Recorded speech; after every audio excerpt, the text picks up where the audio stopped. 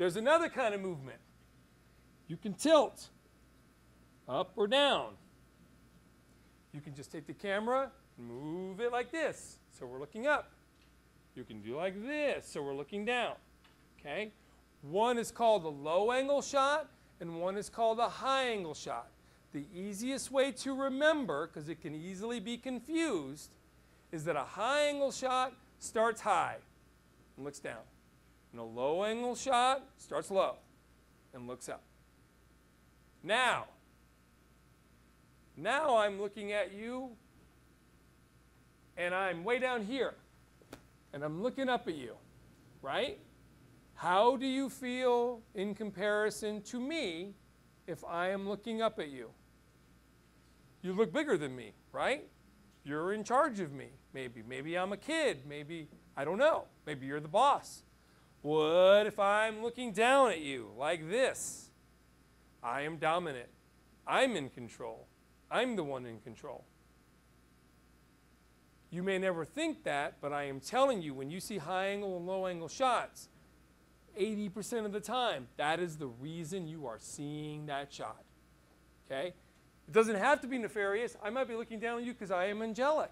I am more, or I'm looking up at you because you are almost, you are almost like godlike to me. You are, it doesn't have to be evil. But it does have meaning. It does. Okay? What if you watch a movie with grown-ups and kids, but instead of putting the camera here, they just put it down here? Not a high angle or low angle. They just put the camera down here. What does that tell you? Yes, this movie is about the kids. It's way more about the kids than it's about the adults, right? Or at least this scene is, right? That's what it's telling you. It's telling you these things, okay? So you have this kind of movement, and you have these kinds of shots. Then you have the long take. We talked about this. It's easy to remember what a long take is because it takes a long time, right? So the long take takes a long time, usually more than 20 or 25 seconds.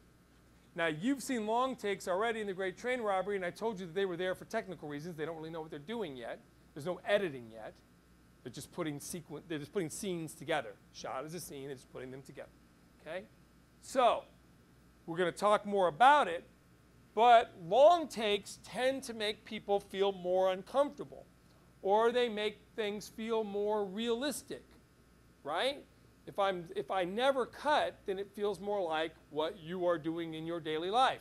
Therefore, it can feel more realistic. However, if I show two people and it's a really tight scene and one of them's yelling at the other one, it can get really uncomfortable, can't it? It can get really like, can we cut away from this? This is very uncomfortable. I'm sure you've seen one of these, right? It's like, this is getting really uncomfortable. That's one of the reasons you can use it, okay? All of these have a reason. The extreme close-up tends to be to make you feel uncomfortable or to highlight a specific item. Show the gun, extreme close-up. Show the face, really mean, just the eyes or the mouth. Makes you feel scared. Show the needle before it goes into someone, right? Makes you feel scared. Close-up tends to be emotional. Yeah. What about the shot where it goes like this? Well, it's an extreme close-up, and it's usually meant, again, it's to either make sure everyone's aware of one object or one body part, or to make people feel uncomfortable. Tends to be, not always. That one in particular is very voyeuristic, but it tends to be emotional, right? If someone in this room was crying, and I put the camera over here, right, and I just showed this whole group of people over here, but someone way in the back is crying, how emotional does that feel for you? Not usually very. It would be like weird, right? So is someone crying in the background? That's odd. But what if you could kind of see someone was crying, and the next shot was a close-up of that person crying? And the next shot was an extreme close-up of their phone that had, like, you could only see, like, 4 words, I'm so sorry, whatever.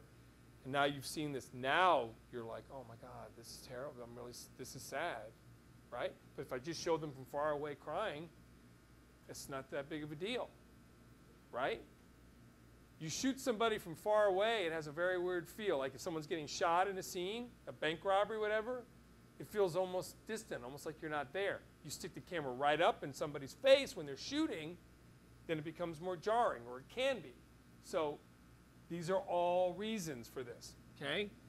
Medium and long I'm going to come back to. The extreme long shot usually is to establish. An establishing shot and an extreme long shot are not interchangeable, but frequently an extreme long shot is used to tell us where we are, right? I take a picture from above, far away of Pierce College. You know, you can kind of see the sign at the corner and the farm and whatever. It's an establishing shot. That's an extreme long shot. Can I make an establishing shot that's just that door? Yeah, like, oh, we're at this classroom. It's establishing that we're at the classroom, okay? So establishing doesn't have to be an extreme long shot, but it tends to be, okay? Everyone with me? Now, how do we put them all together? This is where it gets really interesting, okay? All of this is at your disposal, and you can do it any way you want. But in Hollywood, it all has to be done one specific way.